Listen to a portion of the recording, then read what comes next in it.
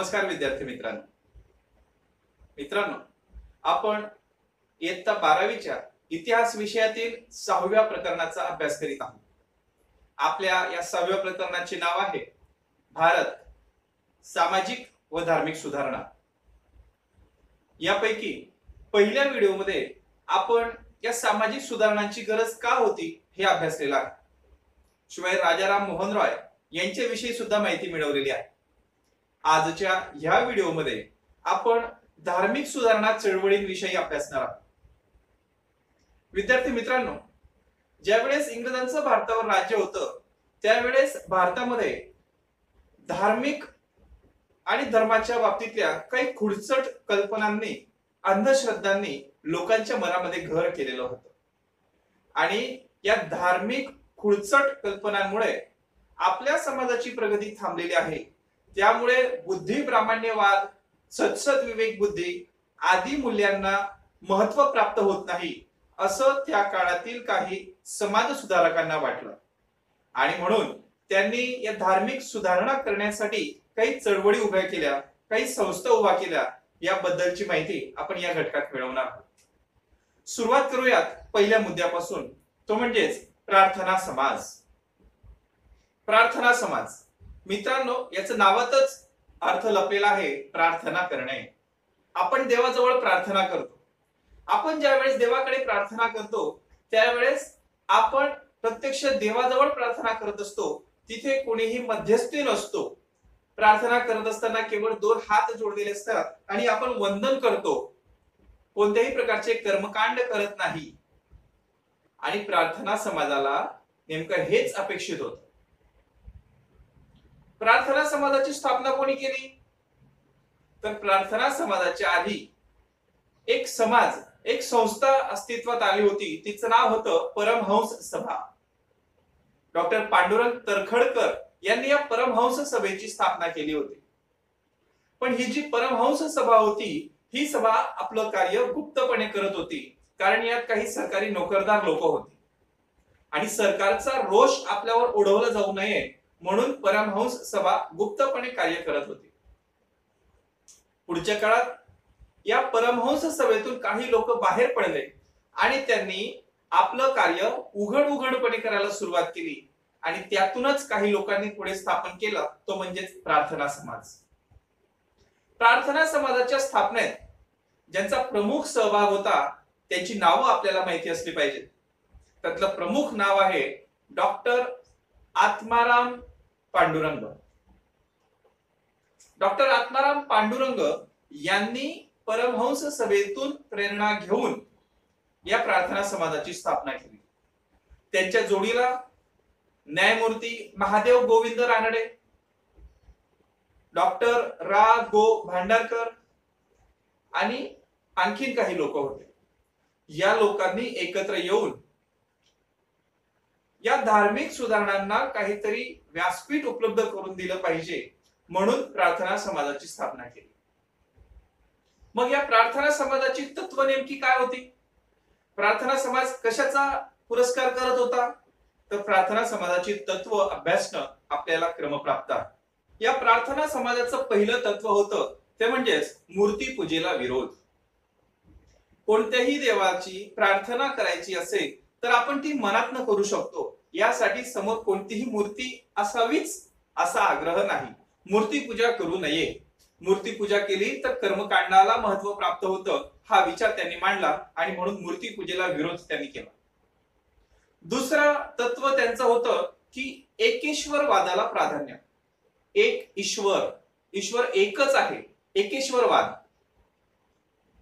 यांचा देव वेगळा, या समाजाचा देव वेगळा, त्या समाजाचा देव वेगळा, त्या धर्माचा देव वेगळा, असं काही नाही.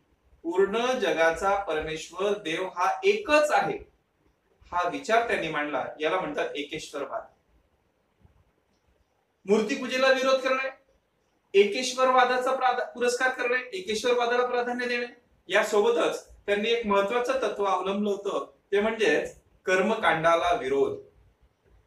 देवाच्या नावावर उपास तापास करणे, यज्ञ करणे, बळी देणे, नैवेद्य देणे, वेगवेगळ्या प्रकारच्या पूजा विधी करणे, हे जे कर्मकांड काही लोकांनी मांडून ठेवलं होतं, या कर्मकांडाला विरोध प्रार्थना समाजाने केला आणि यातून आपल्या धर्माच्या विषयी जी अंधश्रद्धा लोकांच्या मनात बळावली होती ती दूर करण्याचा प्रयत्न त्यांनी केला.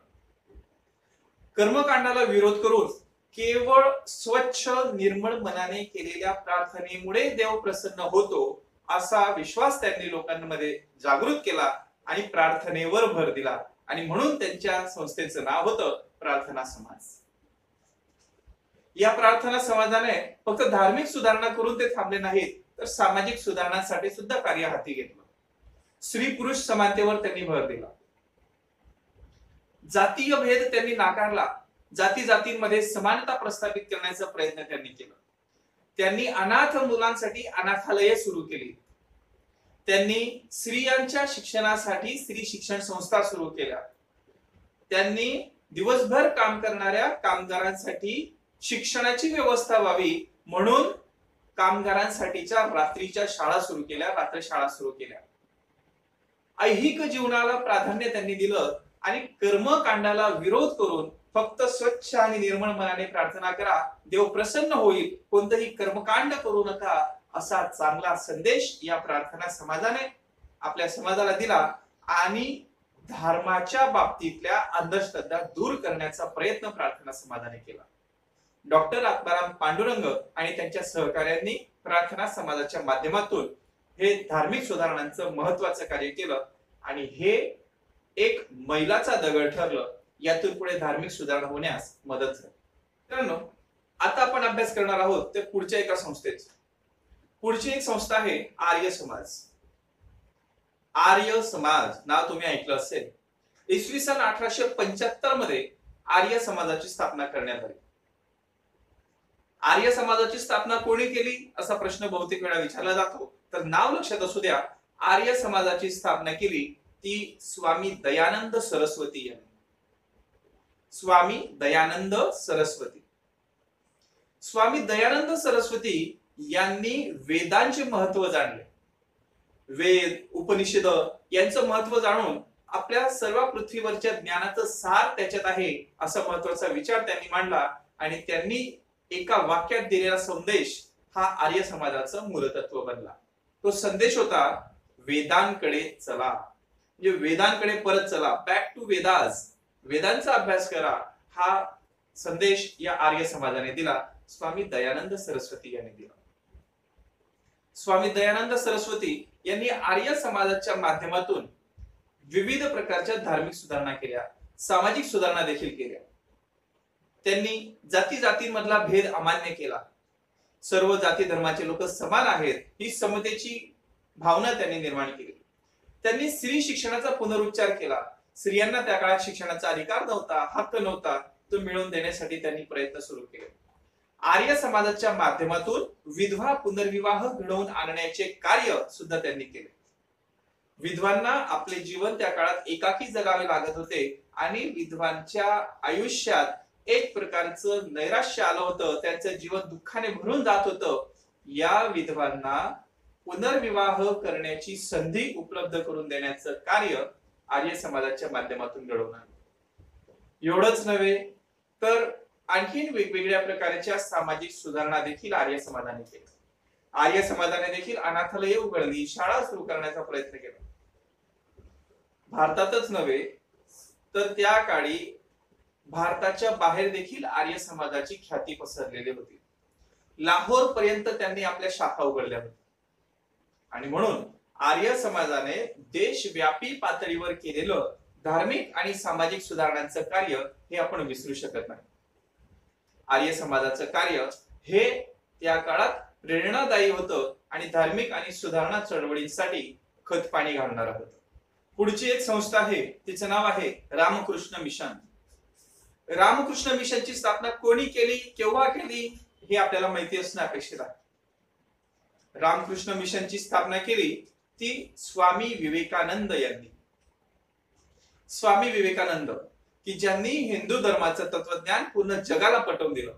शिकागो येथे पार पडलेल्या धर्म परिषदेत त्यांनी हिंदू धर्माचं महात्म्य साऱ्या जगाला पटवून देण्याचं महत् कार्य केलं. त्या स्वामी विवेकानंद यांनी रामकृष्ण मिशनची स्थापना केली. इसवी सन 1897 या साली.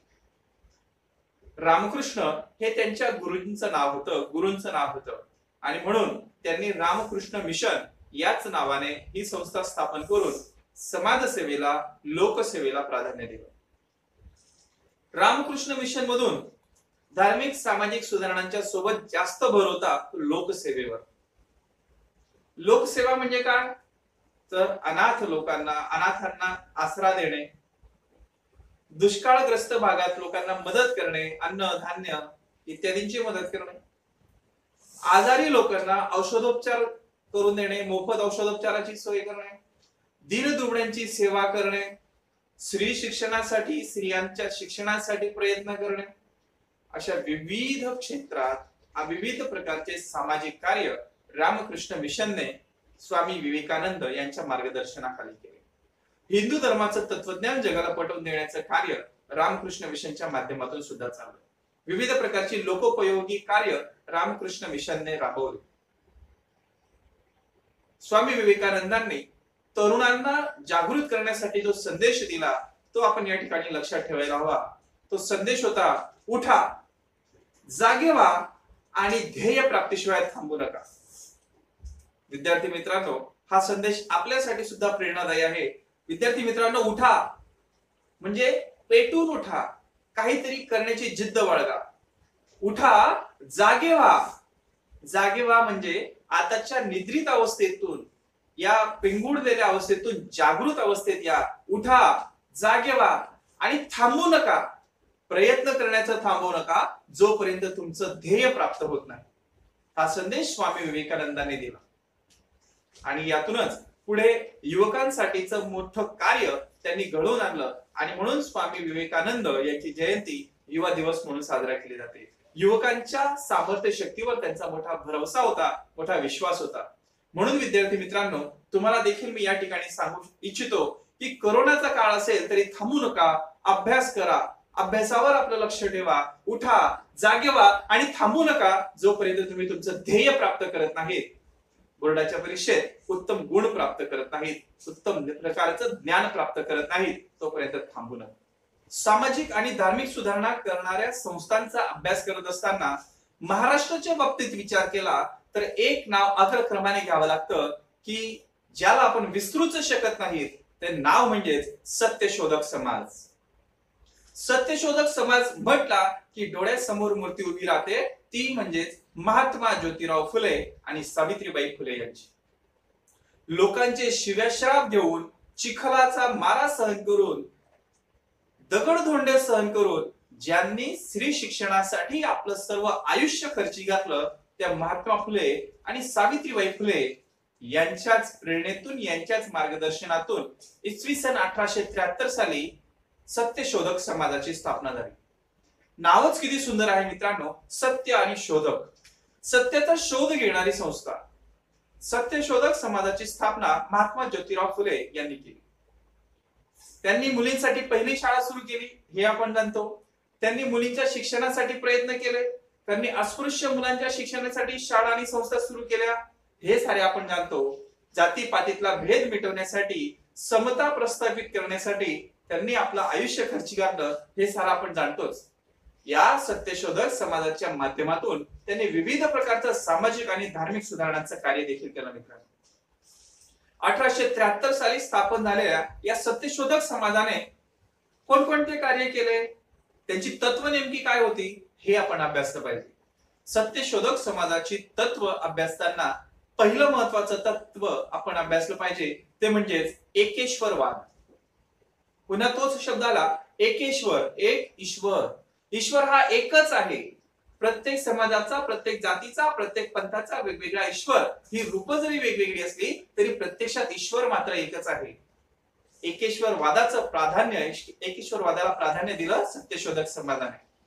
सत्यशोधक समाजाने दुसरी महत्वाची गोष्ट केली असेल तर ती आहे पुरोहितांच्या वर्चस्वाला विरोध करणे आणि मध्यस्थाला विरोध करणे. मला जर प्रत्यक्ष देवाची आळवणी करायची असेल, प्रार्थना करायची असेल तर मला कोणत्याही पुरोहिताची, कोणत्याही मध्यस्थाची गरज नाही. तर मी आणि प्रत्यक्ष परमेश्वर, आम्ही परस्परांशी संपर्क साधू, आम्ही एकमेकांशी लीन होऊ, पण मध्यस्थाची गरज नाही. आणि हे मध्यस्थ त्या काळात धार्मिक भीती दाखवून लोकांना लुटत असत आणि म्हणून महात्मा फुलेंनी या मध्यस्थीला विरोध केला, पुरोहितवादाला विरोध केला, कर्मकांडाला विरोध केला, अंधश्रद्धेला विरोध केला. बुद्धी प्रामाण्य वादाला त्यांनी महत्व दिलं. बुद्धीचं प्रामाण्य त्यांनी स्वीकारलं.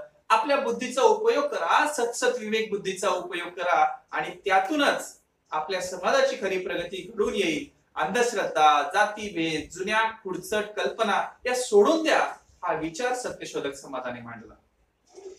मूर्तीपूजेला विरोध केला. फक्त मूर्तीची पूजा करून काय होणार आहे? मूर्तीला दूध अर्पण करण्यापेक्षा एखाद्या गरीबाच्या पोटात ते दूध घाला, असा विचार सत्यशोधक समाजाने दिला. तीर्थयात्रांना त्यांनी विरोध केला. तीर्थयात्रेत पैसा खर्च करण्यापेक्षा तो पैसा आपल्या मुलाबाळांच्या शिक्षणावर खर्च करा, हा विचार सत्यशोधक समाजाने दिला. सत्यशोधक समाजाने बुद्धी प्रामाण्यवादाला महत्व दिलं. सत्यशोधक समाजाने विविध प्रकारच्या चांगल्या सामाजिक सुधारणा घडवून आणण्यासाठी स्त्री शिक्षणाच्या पुरस्कारासाठी उभ्या आयुष्यात महात्मा फुले यांनी प्रयत्न केले. त्यांनी अनाथालये सुरू केली. त्यांनी दुष्काळग्रस्तांच्या मदतीसाठी केंद्र सुरू केले. त्यांनी स्त्री शिक्षणासाठी केंद्र सुरू केले. एवढंच नव्हे तर अस्पृश्य लोकांसाठी पाण्याचा हौद आपल्या घरातला त्यांनी खुला करून दिला. अस्पृश्यतेला त्यांनी थांबवण्यासाठी प्रयत्न केले. ज्या विधवा मुलींच्या जीवनात जर काही लहान बाळ असतील आणि त्यामुळे त्यांचं आयुष्य खराब होत असेल, त्या लहान बाळांना सांभाळण्याची जबाबदारी त्यांनी स्वीकारली आणि आपल्या स्वतःच्या घरात इसवी सन 1863 मध्ये बाल हत्या प्रतिबंधक गृहाची स्थापना त्यांनी केली. एवढंच नाही तर त्या काळातल्या कष्टकऱ्यांचे, सामान्य लोकांचे, कामगारांचे, शेतकऱ्यांचे प्रश्न सोडवण्यासाठी त्यांनी सरकार दरबारी खेटे घातले. शेतकऱ्यांचे प्रश्न सोडवण्यासाठी सर्वात प्रथम कोणी आवाज उठवला असेल तर तो महात्मा ज्योतिराव फुले यांनी स्वीकारला.